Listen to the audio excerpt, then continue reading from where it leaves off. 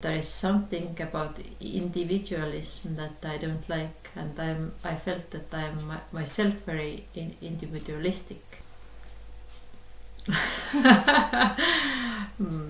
I personally had a lower footprint before, I think.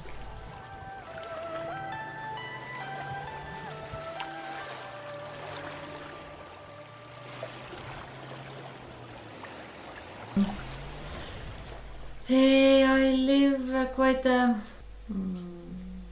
simple life here. I heat my ovens, I work outside, I raise my kids here. Then we have these kind of like events for ourselves and for the guests. Then I also go to work outside to this local art school, and once a week I go to Tallinn to ukulele orchestra rehearsals, and yeah, it's I think not too complicated life here. And why did you decide to live in an eco-village?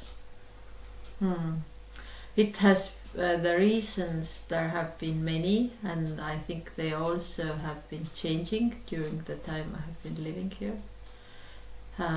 First, I didn't know much about the eco-villages, and I just came because I was invited, and then I started to understand more why I'm here. I feel that I'm here to learn cooperation. I could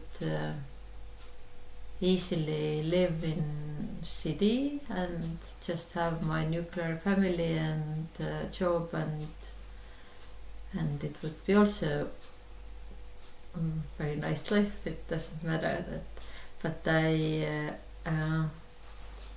at some point in my life already some years ago, I understood that there is something about individualism that I don't like, and I felt that I am myself very individualistic. I'm very much self-centered, and I wanted to more relate to people, more cooperate, and more come out of this individualistic shell, that I just make good life for myself and maybe like for my family, very small sense, to widen my family. And that's what I feel here.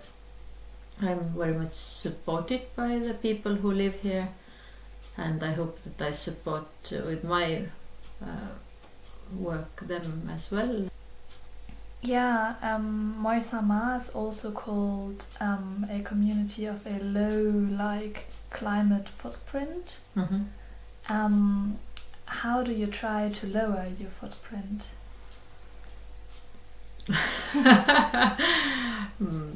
I personally had a lower footprint before, I think, because I was living even like more simple life and had smaller living space and had less expenses, and was eating more food that was grown by myself before coming here. So maybe I haven't really lowered my footprint, but I think I'm quite extreme example in this community, because other people have come from cities and have had different levels of income, and I also had before coming here really low income, so it also was making my choices more limited. And for example, I was using all the time the compost toilet before coming here, but now when I have this water toilet in my living space, it is so easy to use it, and also children use it mostly. I think they are using only water toilet, and I'm using like some of the occasions. And what is also here of this one component we are having here is that as there are not so many local buses that connect this small place to the Mõisamaa, this a bit bigger place, we use a lot of cars. So it's not possible really to live here without a car. And I have lived my life without a car or like until here. So if there would be better public transport, I wouldn't need it. But as there is just 2 buses a day, you can't do everything according to these 2 buses. But I always try to get several things done with one ride, or combine my ride with somebody else's ride, or because I'm aware of this that this transport is big part of the footprint, and I'm trying to keep it low. And also our houses are built in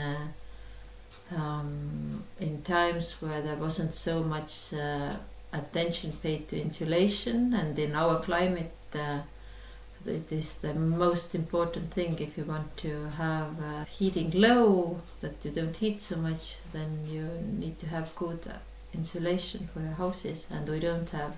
So there is a lot of development, as we have been discussing, is actually it is this change that maybe will take like, I don't know, maybe it will take 20 years.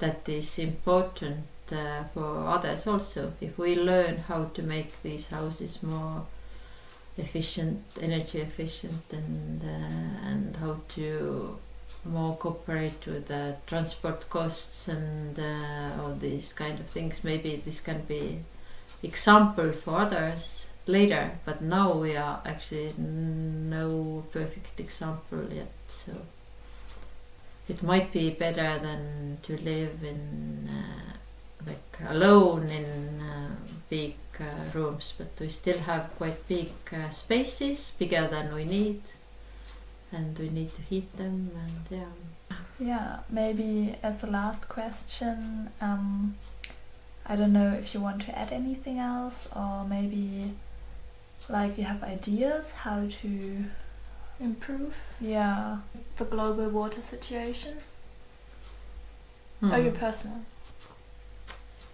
What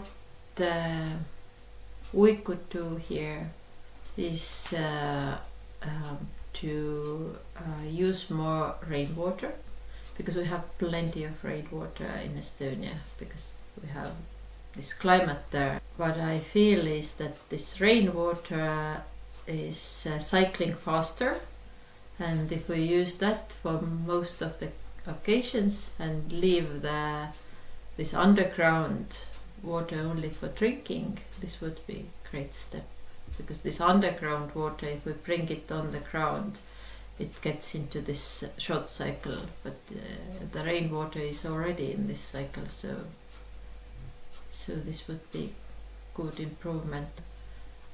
And also maybe like get the usage of water toilets less, because it's nowadays there are very comfortable compost toilets that you can have indoors also. Yeah, somebody else will give these other ideas to you. Thanks so much.